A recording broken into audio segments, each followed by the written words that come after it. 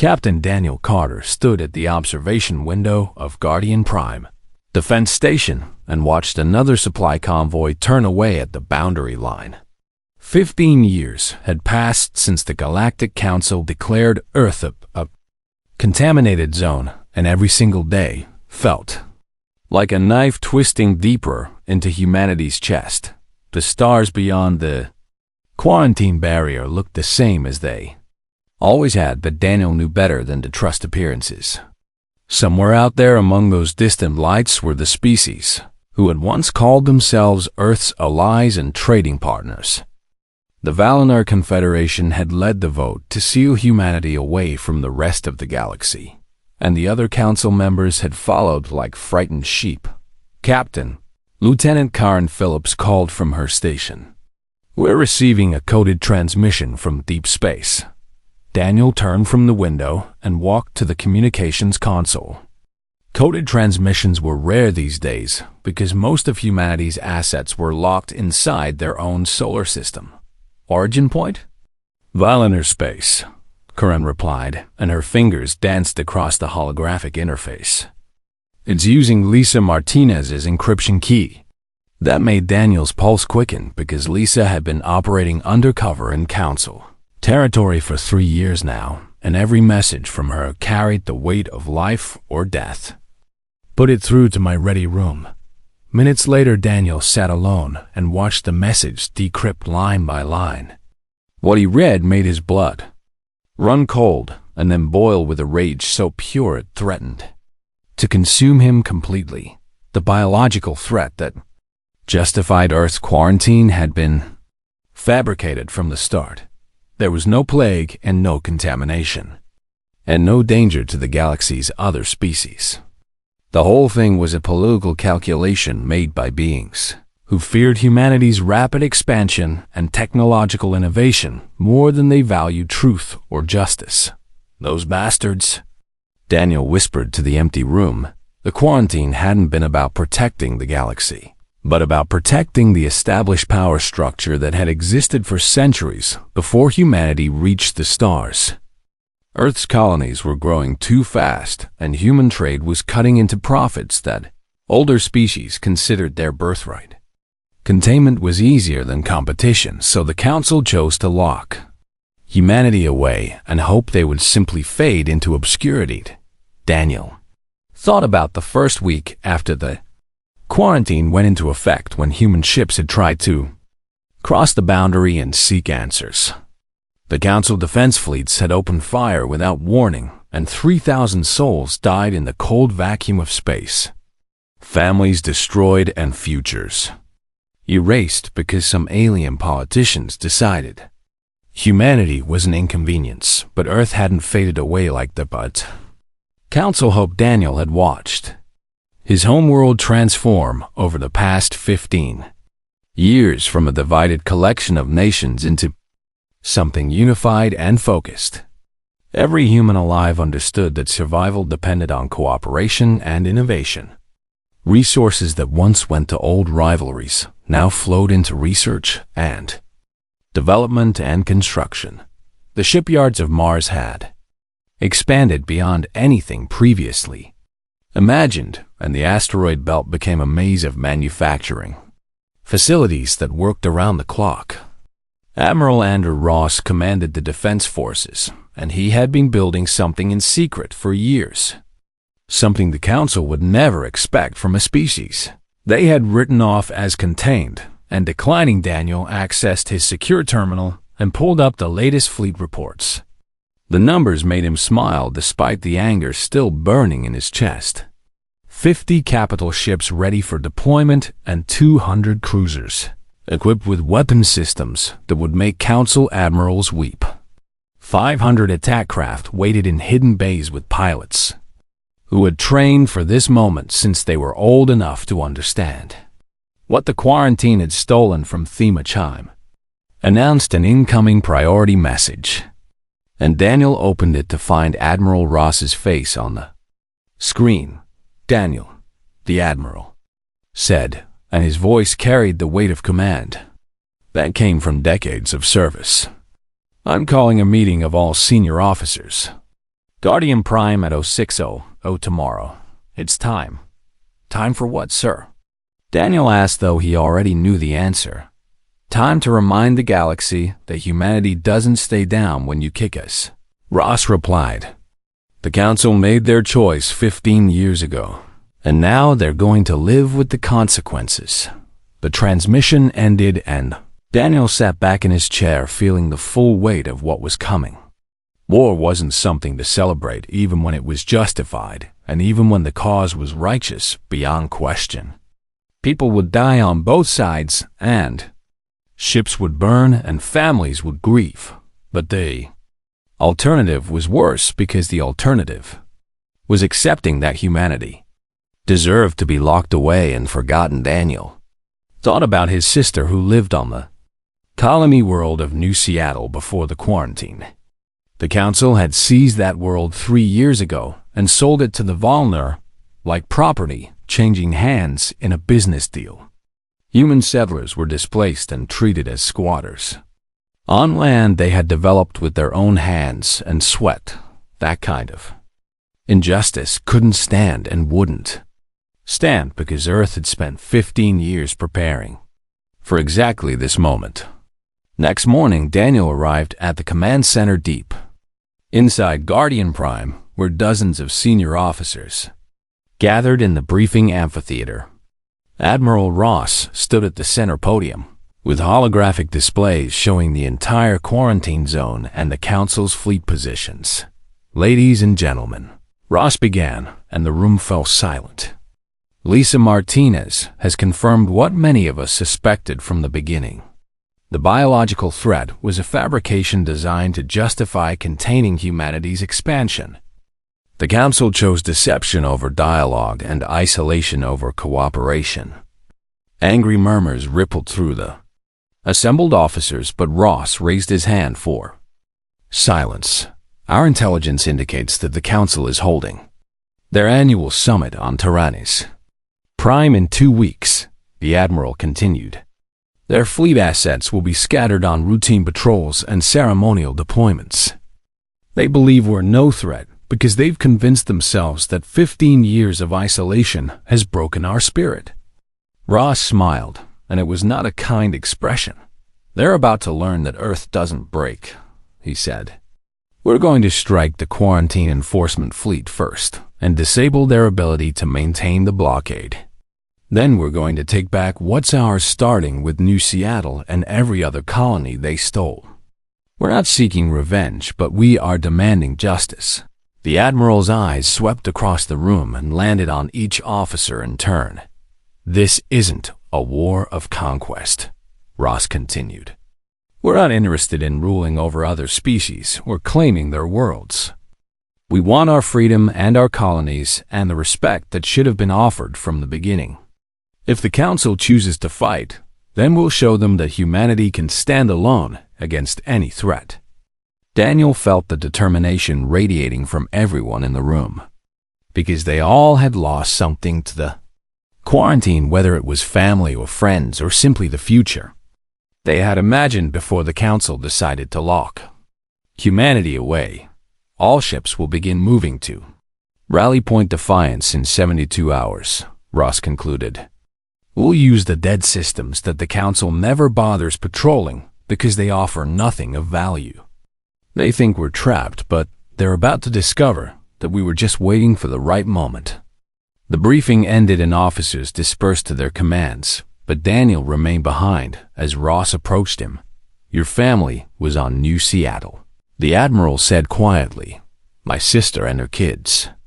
Daniel confirmed.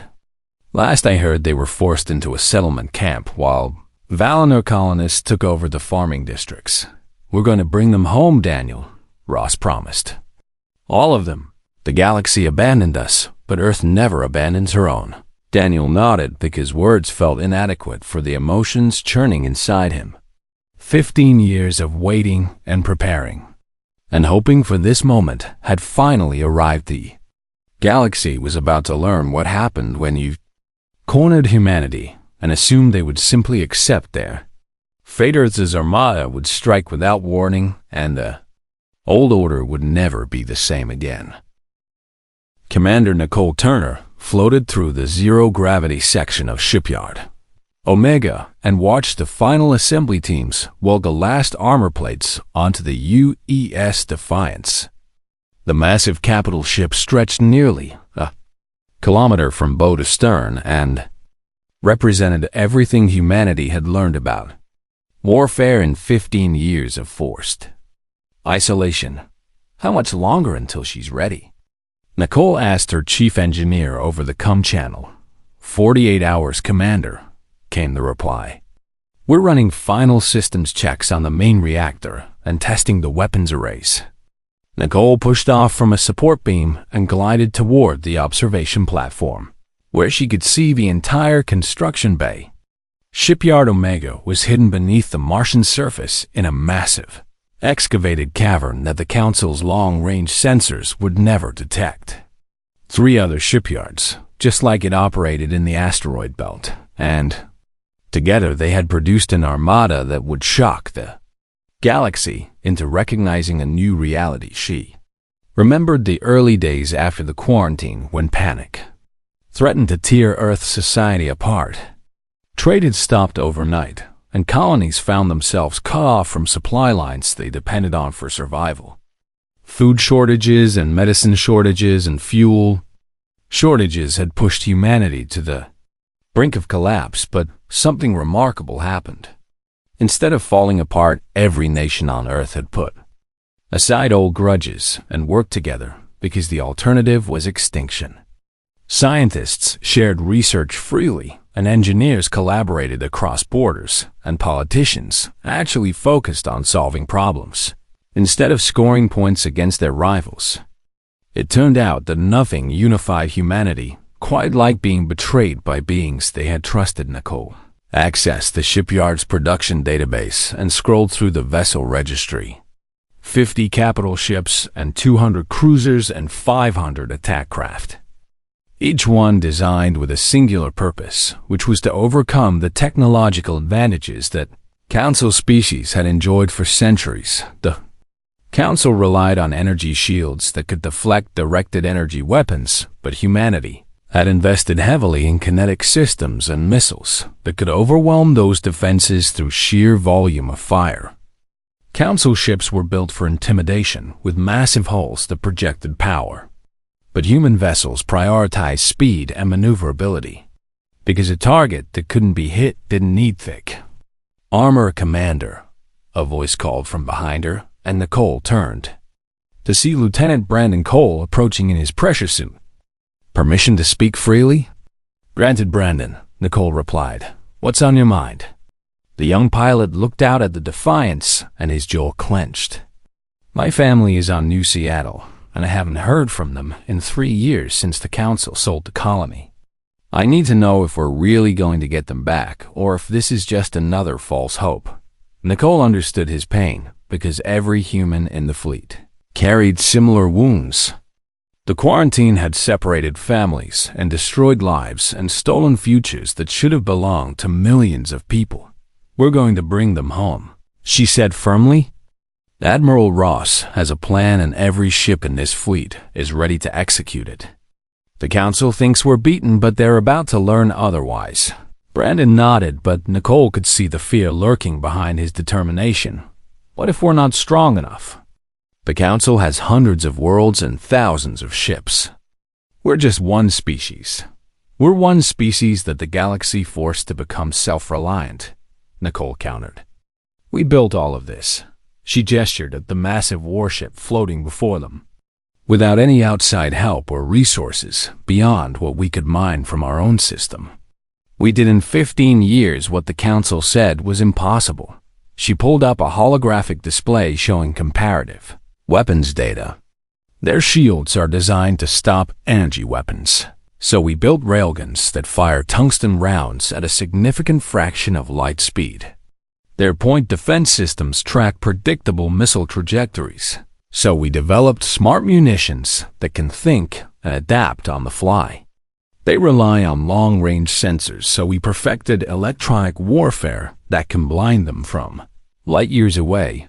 Brandon studied the data, and a slow smile spread across his face.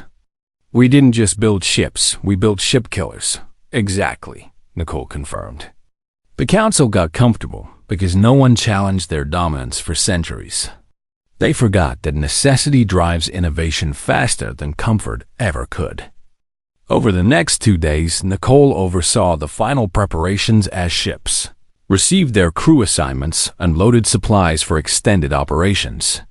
The logistics were staggering because humanity had to move an entire fleet across multiple star systems without the Council detecting any unusual activity. The solution came from Lisa Martinez and her network of agents, operating deep in Council territory. They have spent years mapping patrol routes and sensor coverage and identifying the gaps that existed in any system, too large to monitor perfectly. Humanity would use routes through dead systems that offered nothing of value and therefore attracted no attention. From Council security, Nicole stood on the bridge of the UES Guardian as the fleet began its departure from Martian space. One by one, the great warships activated their drives and slipped away into the darkness between stars. No fanfare and no ceremony. Because this wasn't a parade, but the beginning of something that would either free humanity or doom them to permanent isolation. Rally Point Defiance was a rocky planet orbiting a red dwarf star that the Council had surveyed once and dismissed as worthless. No rare minerals and no strategic value and no reason for anyone to visit unless they wanted to hide something, which made it perfect for humanity's purposes. The fleet assembled over 3 days as ships arrived from different staging points. Nicole watched the tactical display fill with green icons representing Earth's military might and felt a surge of pride mixed with apprehension. They were really doing this after 15 years of preparation and planning. Admiral Ross's flagship, the U.S. Resolute, arrived last and immediately transmitted fleet-wide. All vessels, this is Admiral Ross. I want every captain to understand what we're about to do and why we're doing it. The Galactic Council fabricated evidence to justify imprisoning humanity within our own system. They violated every principle of justice and cooperation that supposedly governed their civilization. The Admiral's voice carried conviction that resonated through every crew member listening. We tried diplomacy, and they met us with deception. We offered cooperation, and they responded with isolation. We sought peace, and they chose to make us prisoners. Now we're going to show them that Earth doesn't accept injustice quietly. Nicole felt the words settling into her bones because they were true beyond any argument. Humanity hadn't wanted this confrontation, but the Council left them no choice except submission or resistance. Our first target is the quarantine enforcement fleet, Ross continued. 30 ships maintaining the blockade that has strangled our economy and separated our families. We're going to disable those vessels and break the barrier that has kept us contained. Then we're going to broadcast our message to every world in Council space. The Admiral paused, and Nicole imagined him looking at the faces of his senior staff. We're not conquerors, and we're not interested in dominating other species. We want our freedom and our colonies, and the respect that should have been offered when we first reached the stars. If the Council chooses war, then we'll give them war, but we're offering them a chance to make this right. The transmission ended, and the fleet began moving toward the quarantine boundary. Nicole checked her tactical board one final time and saw that every system was green and ready. The UES Guardian was a cruiser designed for electronic warfare, and her job was to blind the Council's sensors. When the attack began, Lieutenant Brandon Cole led a fighter squadron, operating from the carrier UES Vindicator, and his voice came through on the command channel. Red Squadron ready for launch on your order, Commander. Acknowledged, Red Squadron, Nicole replied. Stay sharp and remember your training. The fleet crossed into what had been free space before the quarantine, and Nicole felt the weight of history pressing down on her shoulders. 15 years of isolation were about To end one way or another, humanity was coming back to the galaxy, and this time they wouldn't be dismissed or contained or treated as lesser beings by species who thought they knew better.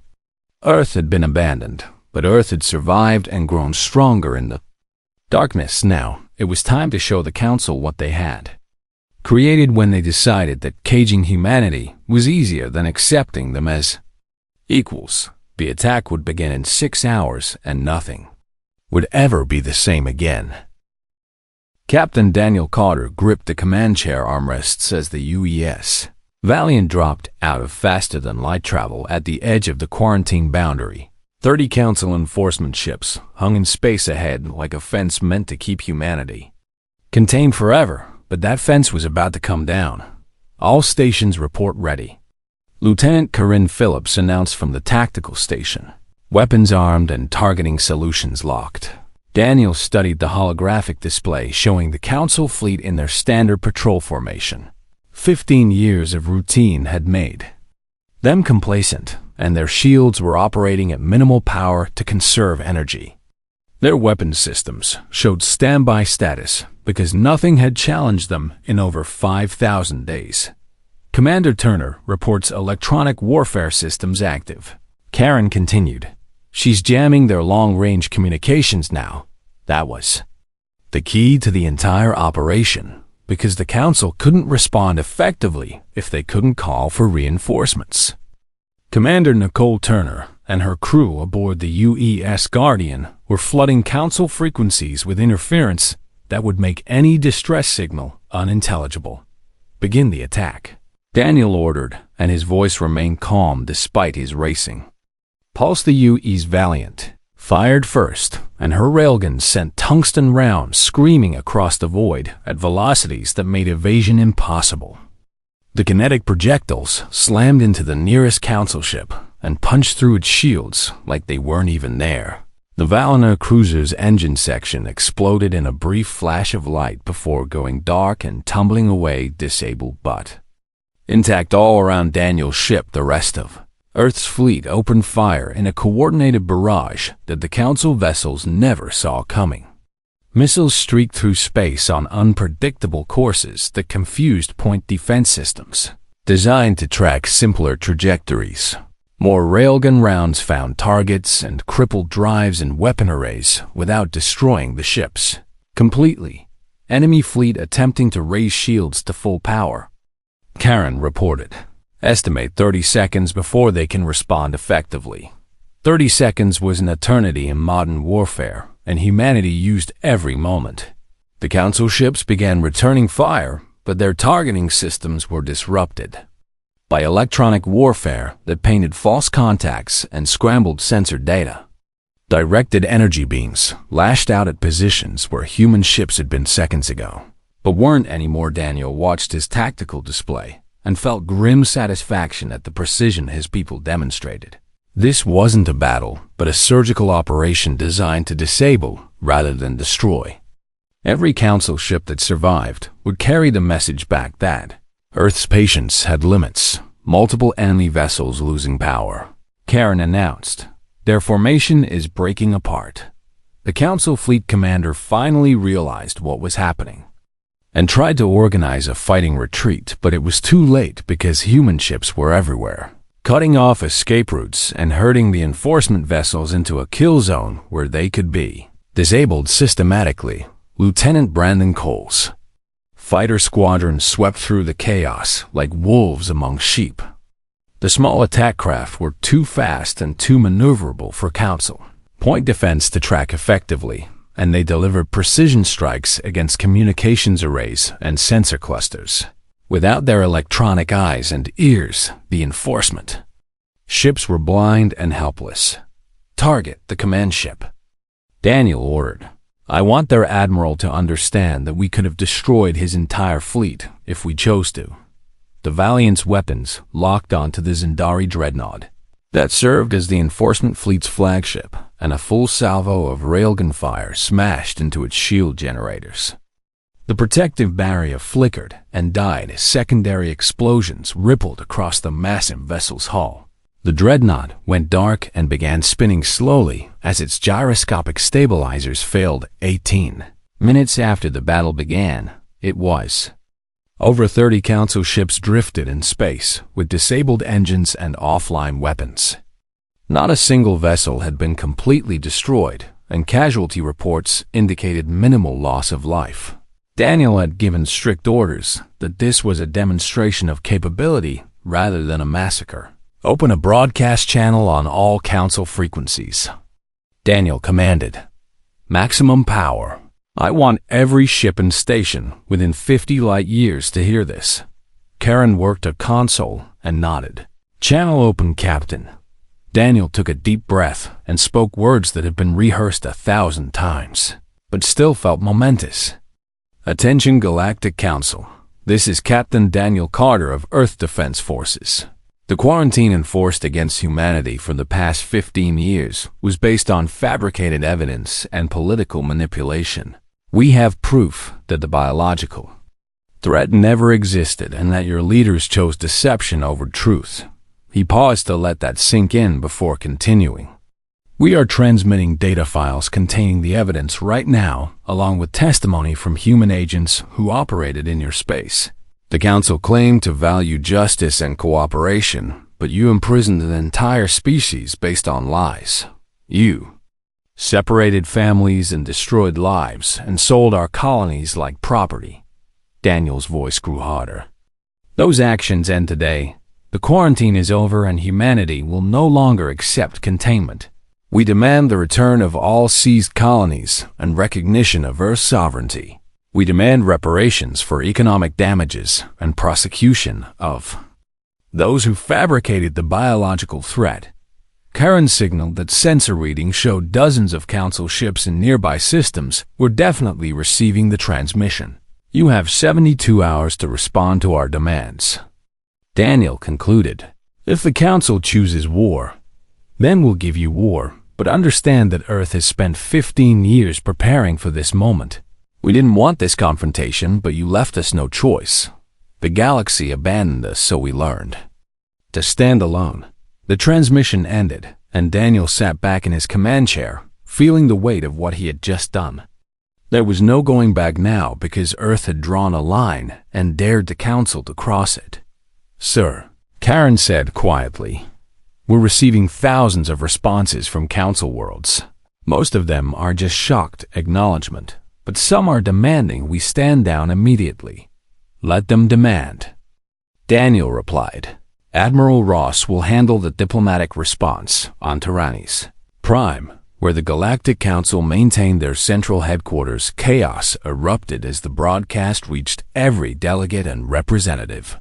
High Councilor Viaran of the Valinor Confederation stood before the emergency session and tried to maintain order while dozens of species shouted questions and accusations. Ambassador Michelle Davis had represented Earth for 15 years in a role that was mostly ceremonial, because the Council rarely let her speak on any important matter. Now she stood at her podium and waited for the noise to die down. Honored delegates, she began, and her voice cut through the confusion. I have been trying to tell you for years that the quarantine was unjust and that humanity would not simply fade away. You never listened because you were comfortable believing that Earth was contained and no longer your concern. Viren tried to interrupt, but Michelle continued speaking. The evidence Captain Carter transmitted is authentic, and I can verify every detail. My own government provided me with copies of the fabricated data 3 years ago, but this Council refused to even review it. You were so certain of your moral superiority that you couldn't imagine your leaders would lie. The chamber fell silent as delegates accessed the transmitted files and saw the proof laid out in undeniable detail. The biological threat had been created by Valinor Intelligence Services with the cooperation of several other Council species who feared humanity's expansion. This is outrageous, shouted Ambassador Krell of the Zendari Dominion. Even if the quarantine was unjustified, attacking Council ships is an act of war. No, Michelle countered. An act of war was imprisoning billions of innocent people based on lies. An act of war was seizing our colonies and displacing our citizens. An act of war was firing on unarmed human vessels in the first week of the quarantine. Earth showed remarkable restraint by disabling your enforcement fleet rather than destroying it. She looked directly at VR, who seemed to shrink under her gaze. You created this situation when you decided containment was easier than cooperation. You treated humanity as a problem to be managed rather than partners to be respected. Now you're facing the consequences of that choice.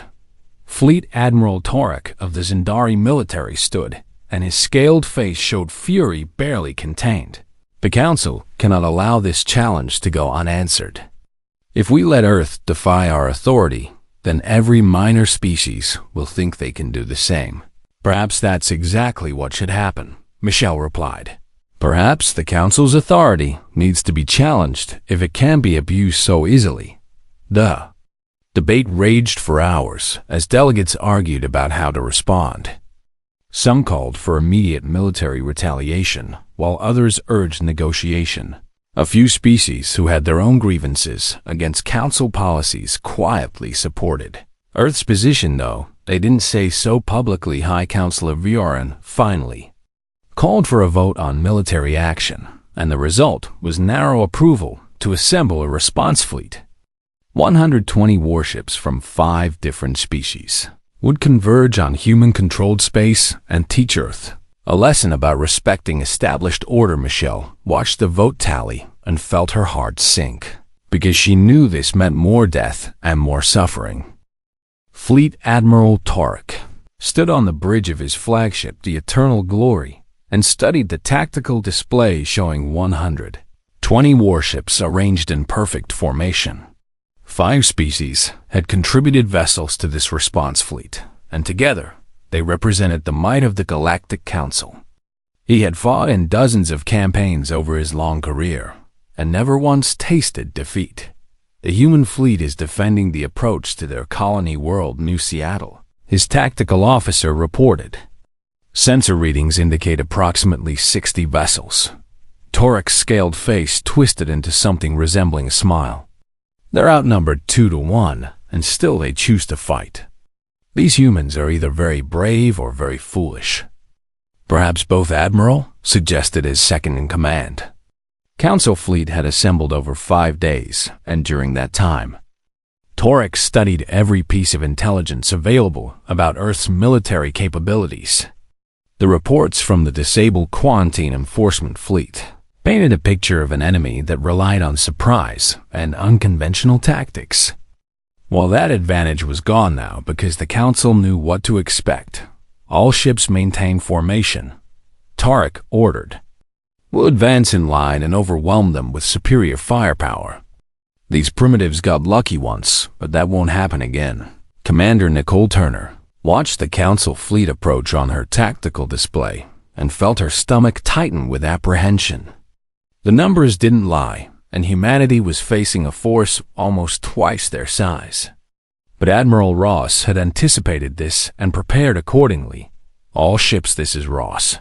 The Admiral's voice came through on fleet-wide communications.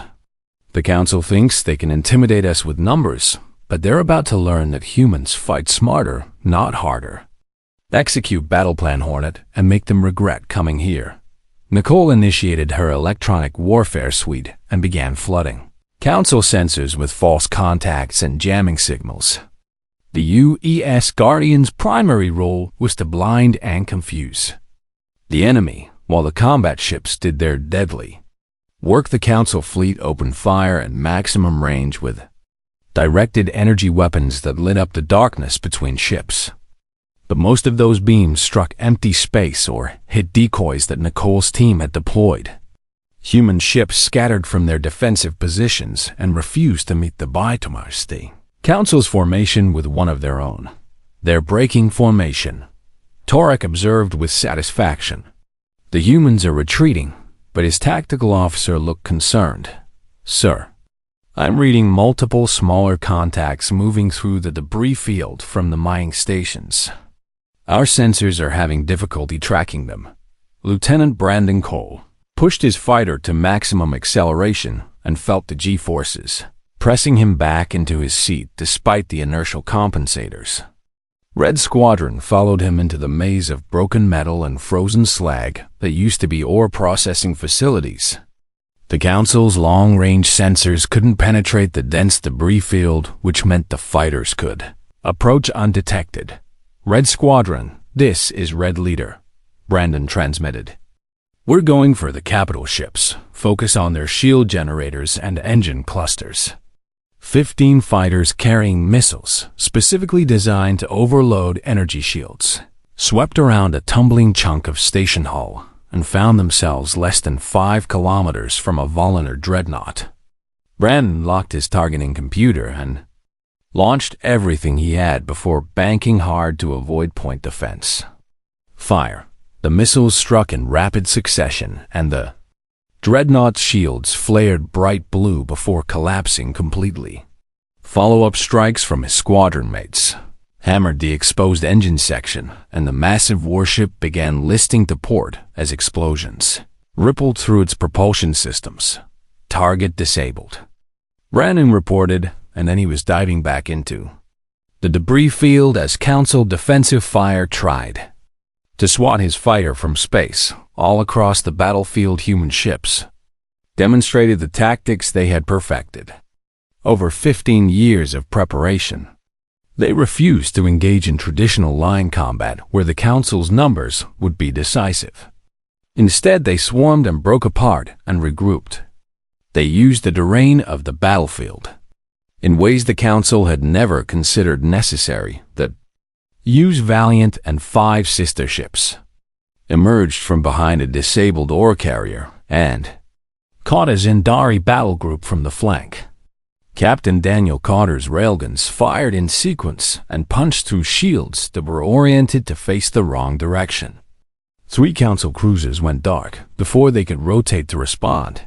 All ships concentrate fire on Sector 7, Daniel ordered. We need to create a gap in their formation. The Council fleet tried to adapt, but their commanders were trained for a different kind of warfare. They expected opponents to meet them head-on in battles of attrition, where superior numbers and firepower would eventually win.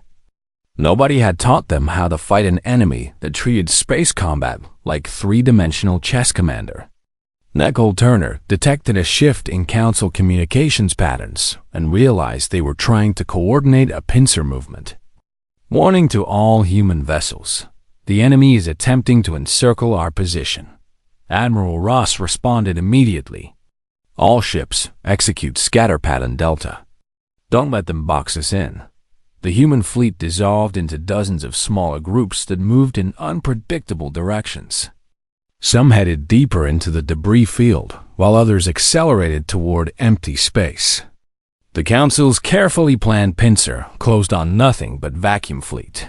Admiral Torek watched his tactical display with growing frustration as his numerical advantage failed to translate into victory. The humans were everywhere and nowhere. They struck and vanished and struck again from different angles. His ships were taking damage while struggling to land effective hits on targets that refused to stay still. Order all vessels to Titan formation, Torek commanded. We'll create a defensive sphere and force them to come to us. But that played directly into Admiral Ross's hands because concentrated targets were easier to hit with the mast. Missile barrages that human ships excelled at launching. Waves of smart munitions descended on the Council's defensive formation and overwhelmed point defense systems through sheer volume. The UE's Liberty took a direct hit from a Valinar plasma cannon, and her port side exploded in a shower of debris. Daniel watched on his long-range sensors as the cruiser tumbled away with atmosphere venting from multiple hull breaches. 600 crew aboard, and maybe half of them would make it to escape pods. Damn it, he whispered, because those were people he knew and had served. With the UE's Freedom suffered engine damage and began falling behind the main fleet as Council ships converged on her position. Her captain broadcast a final message before ramming his crippled vessel into a Zendari dreadnought at full speed. Both ships vanished in a fireball that lit up the entire battlefield for 3 seconds. Daniel felt rage and grief warring in his chest. But he forced both emotions down, because this was what the Council had forced humanity to become. They had turned explorers into warriors and scientists into soldiers. Every death today was on the hands of beings who chose containment over cooperation. "Target the enemy flagship," Daniel ordered. "I want Torek to feel what we feel." The Valiant's weapons locked onto the Eternal Glory and fired every remaining railgun round in sequence. The massive projectiles struck Tarek's shields, and one by one the defensive layers collapsed under the kinetic assault. The final rounds penetrated the flagship's armor and tore through internal compartments before exiting the far side. Alarms screamed throughout the Eternal Glory as systems failed and fires broke out across multiple decks. Fleet Admiral Tarek gripped his command chair as the ship shuddered beneath him. "Damage report," he shouted. "Engineering is gone, sir," his tactical officer replied, and fear crept into his voice. "Life support is failing, and we've lost main power." Tarek looked at his tactical display and saw the truth written in the positions of ships still fighting. He had lost 42 vessels and accomplished nothing while the human fleet remained a cohesive fighting force despite being outnumbered. This wasn't just a defeat, but a disaster that would echo through military academies for generations. "Signal the fleet to withdraw," Tarek said, and the words tasted like ash. "We cannot win this engagement." The Council ships that could still maneuver began retreating, while those too damaged to escape transmitted surrender codes. Human vessels held their fire once the enemy broke contact because Admiral Ross had ordered that unnecessary killing served no purpose. Commander Nicole Turner watched the Council fleet limping away and felt no joy in victory because the cost had been too high. They had won the battle, but lost good people in the process, and war had a way of consuming everyone it touched on. Tyrannus Prime, the Galactic Council, received word of the defeat, and the chamber erupted into chaos once again. Fleet Admiral Tarek had been their best commander, and if he couldn't defeat Earth's Armada, then who could?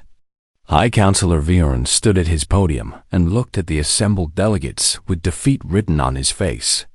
"Perhaps," he said quietly, "we should have listened when Ambassador Davis tried to tell us the quarantine was wrong."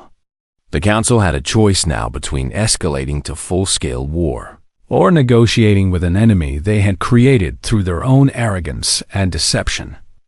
Pride demanded they fight on, but wisdom suggested that continuing would only lead to more deaths and more defeats. Ambassador Michelle Davis waited to see which path they would choose.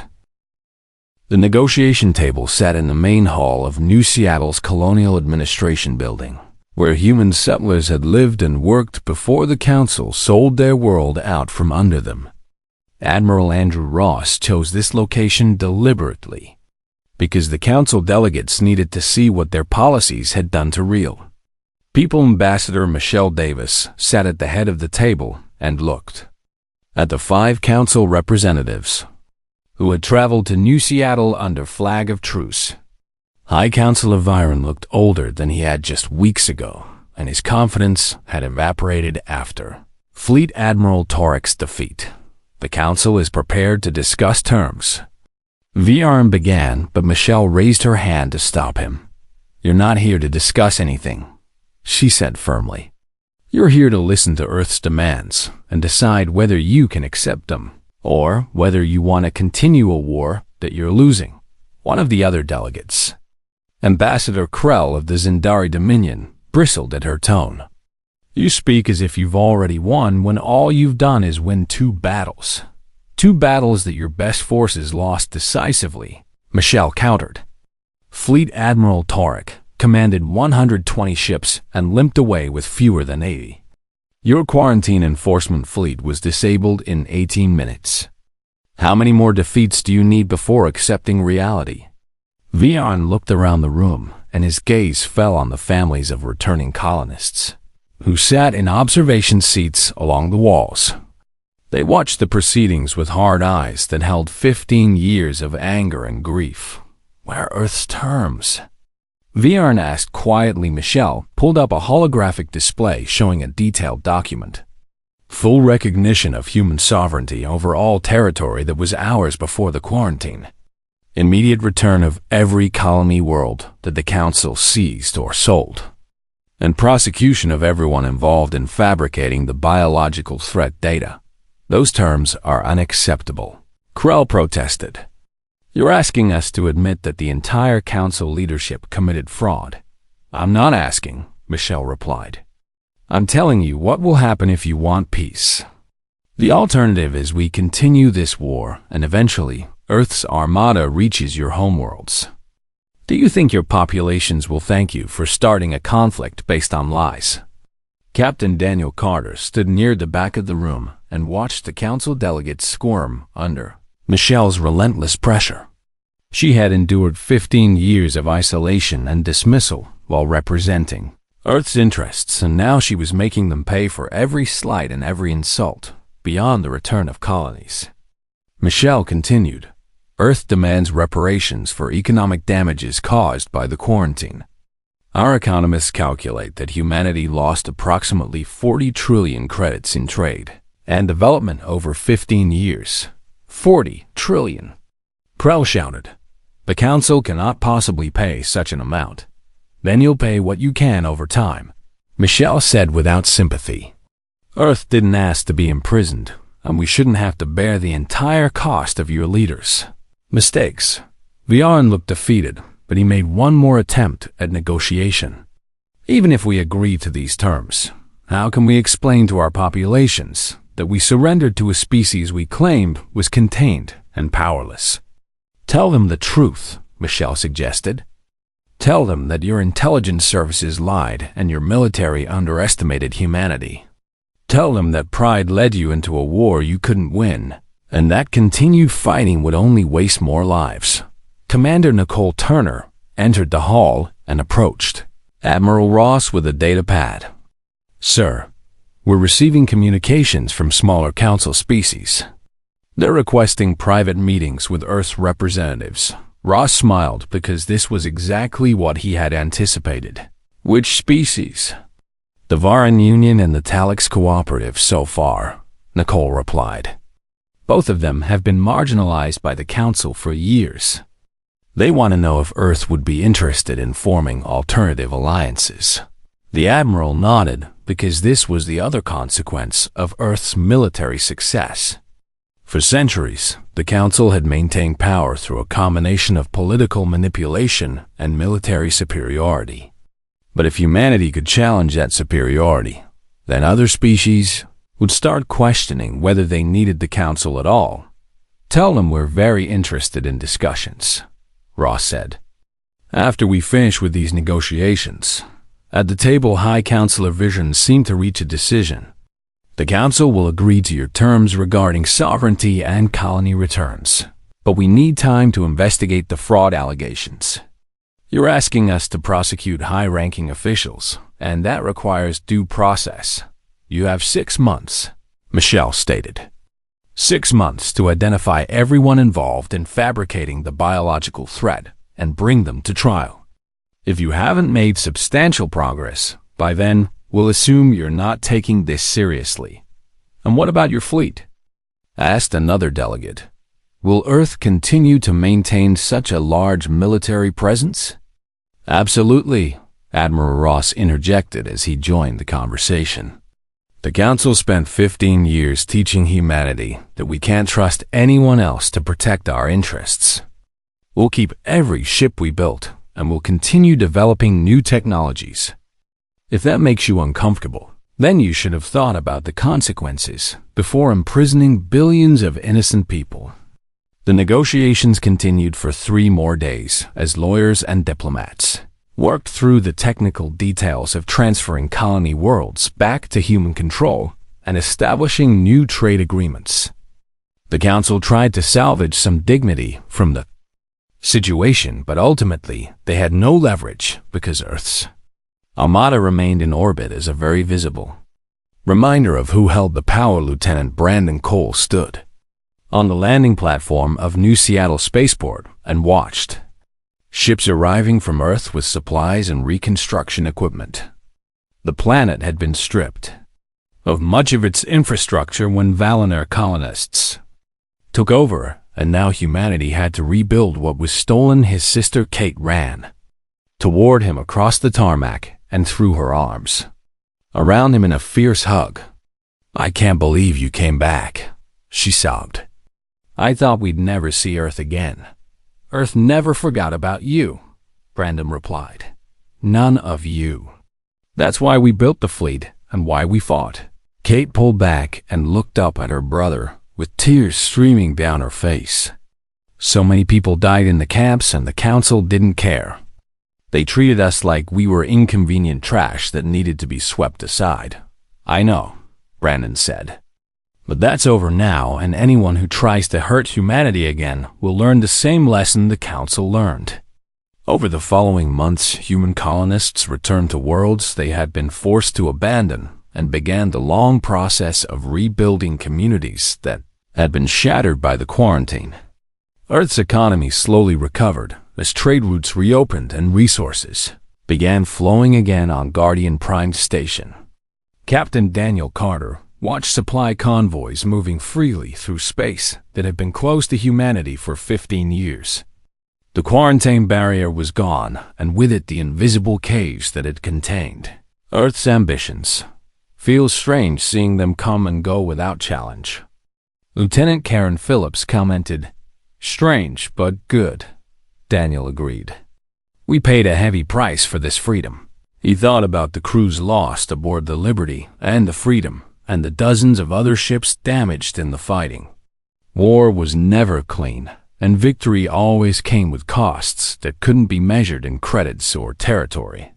Admiral Ross visited Guardian Prime a month after the peace agreement was finalized, and he looked tired but satisfied. "The Council officially recognized human sovereignty this morning," he told Daniel. "Every colony we lost has been returned, and the war crimes trials begin next week." "Do you think they'll actually prosecute High Counselor Viren?" Daniel asked. "They have to," Ross replied. "Too many species are watching, and if the Council lets him escape justice, then they'll lose what little credibility they have left."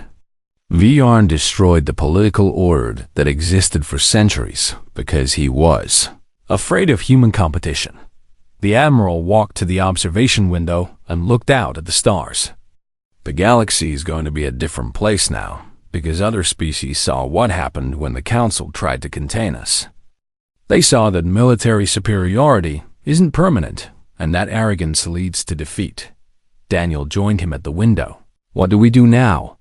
"We explore and we trade, and we build relationships with species who want to treat us as equals," Ross said. "We stay strong enough that nobody ever thinks about putting humanity in a cage again, but we don't become the thing we fought against." 6 months after the Armada's first strike, Ambassador Michelle Davis stood before the Galactic Council for the final time in her role as Earth's representative.